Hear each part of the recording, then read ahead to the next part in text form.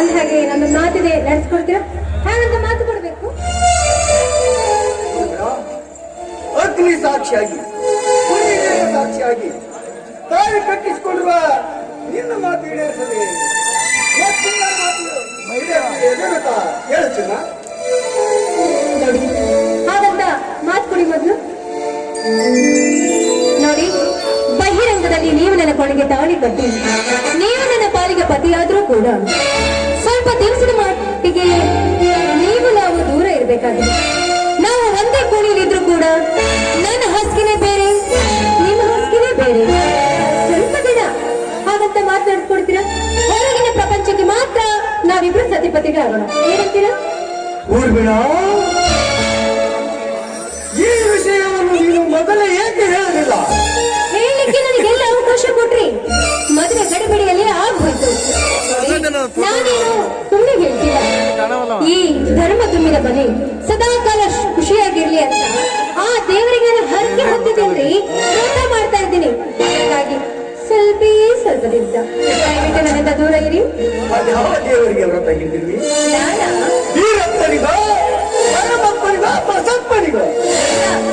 ನೀಲಕಂಠನಿಗೆ.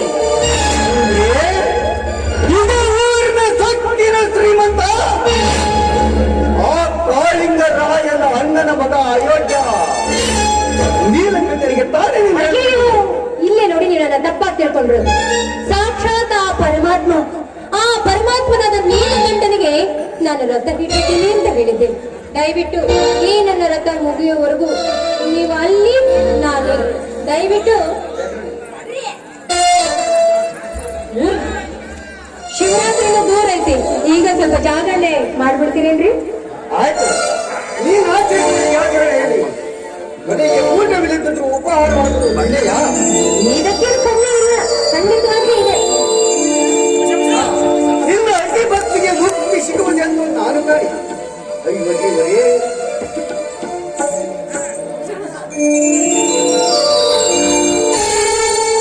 ನಮ್ಮಲ್ಲವೇ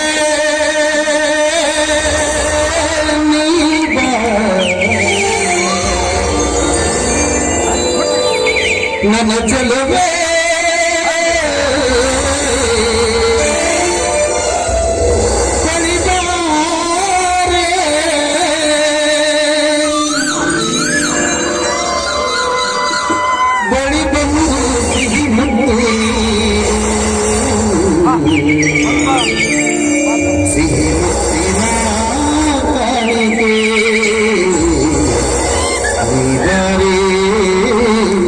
ನನ್ನ ಸನಿಹಕ್ಕೆ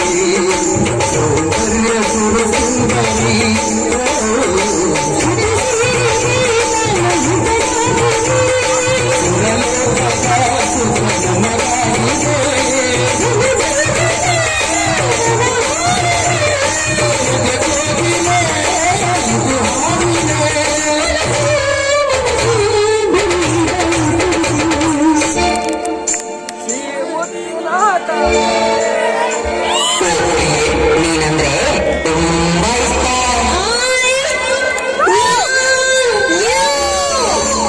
ಸಿಹಿ ಮುದ್ದಿನ ಬಾಳಿಗೆ, ಈ ಬಾಳ ನನ್ನ ಸನಿಹಕ್ಕೆ.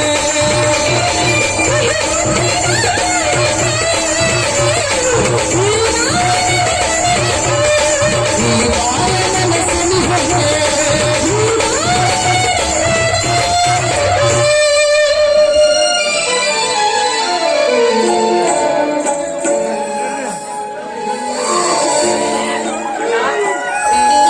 ಅಣ್ಣ ಅತ್ತಿಗೆ ಆಶೀರ್ವಾದ ಮಾಡಿ.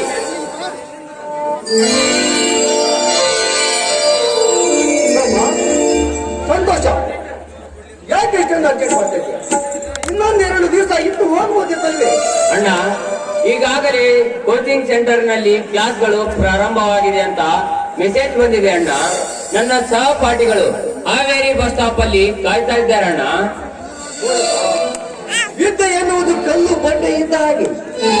ಅದಕ್ಕಾಗಿ ಸರಸ್ವತಿ ದೇವಿಯನ್ನು ಕಲಾವಿದರು ಕಲ್ಲು ಬಂಡೆಯ ಮೇಲೆ ಕುಳಿಸುತ್ತಾರೆ. ಹೌದಪ್ಪ, ನೀನು ಕಷ್ಟಪಟ್ಟು ಓದಿ ಕಲ್ಲ ಬಂಡೆ ಮೇಲೆ ಕುಳಿತಿರುವ ಆ ಸರಸ್ವತಿನ ಒಲಿಸಿಕೊಂಡಿದ್ದು ಕಮಲದ ಮೇಲೆ ಕುಳಿತ ಲಕ್ಷ್ಮಿ ತಾನಾಗಿಯೇ ಬಂದು ಬರ್ತಾನೆ. ಆಯ್ತಮ್ಮ ಆಯ್ತಮ್ಮ ಅತ್ತಿಗೆ. ಹಿಡಿದಾಟ ದೊಡ್ಡ ಛಲ, ಗುರಿ ಮುಟ್ಟುವ ತನಕ ಬಿಡುವುದಿಲ್ಲ. ಓದಿಯೇ ತೀರುತ್ತೇನೆ. ಈ ದೇಶದಲ್ಲಿ ರಾಜಕಾರಣಿಯ ಮಕ್ಕಳು ರಾಜಕಾರಣಿ ಆಗ್ತಾರೆ, ರೈತರ ಮಕ್ಕಳು ರೈತರಾಗಿಯೇ ಇರುತ್ತಾರೆ. ಆದ್ರೆ ಕಷ್ಟಪಟ್ಟು ಇಷ್ಟಪಟ್ಟು ಓದಿ ರೈತರ ಮಕ್ಕಳು ಕೂಡ ನೌಕರರಾಗ್ತಾರೆ ಅನ್ನೋದ್ರಲ್ಲಿ ನಾನು ಕೂಡ ಒಬ್ಬನಾಗ್ತೇನೆ ಅತ್ತಿಗೆ, ನಾನು ಕೂಡ ಒಬ್ಬನಾಗ್ತೇನೆ. ಇದೇನಣ್ಣ ಅಚ್ಚೋದ ಹಾಗೆ ಅರ್ಧ ಗಂಟೆನೂ ಆಗಿಲ್ಲ, ಆಗ್ಲೇ ಬ್ಯಾಗ್ ಹಿಡಿದು ಕಾಲೇಜ್ ಕೊಂಡಿದ್ಯಲ್ಲ. ನಾನು ಹೋಗು ಏನು ಹೀಗಂತ ಕಟ್ಟಪ್ಪಣೆ ಮಾಡಬೇಡ ತಂಗಿ. ಈಗಾಗಲೇ ಕ್ಲಾಸ್ಗಳು ಪ್ರಾರಂಭವಾಗಿದೆ. ನಾನು ಹೋಗಲು ಅಪ್ಪಣೆ ಕೊಡಮ್ಮ. ಆಯ್ತಣ್ಣ ಹೋಗ್ಬ. ಆದ್ರೆ ಹೋದ್ಮೇಲೆ ಫೋನ್ ಹಚ್ಚಿ ನನ್ನ ಮಾತ್ರ ಮರಿಬೇಡ. ಆಯ್ತು ನನ್ನ ಮುದ್ದು ತಿನ್ನ.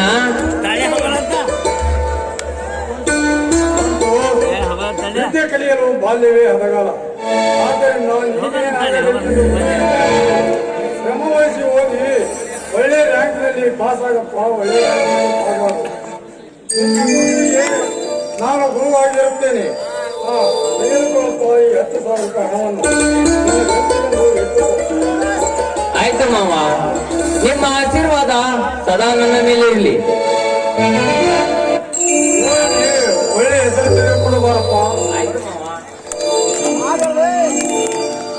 ಅಣ್ಣ ಅತ್ತಿಗೆ ಮಾತಿನ ಬರದಲ್ಲಿ ಮೆರವಣಿಗೆ ಹೋಗೋದನ್ನ ಮಾತ್ರೇನು?